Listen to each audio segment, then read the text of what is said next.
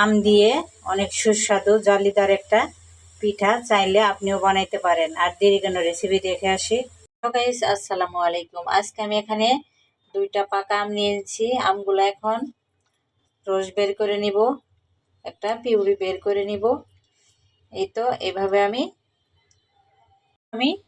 ছাঁকনির সাহায্যে আমটাকে ছেঁকে নিব, যাতে কোনো আঁশ না থাকে আমের।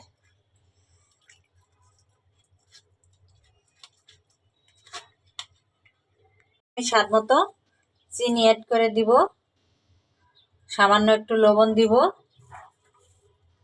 আর বেকিং সোডা দিব, আর 1 কাপ আটা ময়দা যেটা ঘরে থাকুক ওইটাই দিয়ে ভালো করে মিশিয়ে নেবেন। ঘনত্বটা এরকম হয়েছে, দেখে বুঝে নিতে হবে।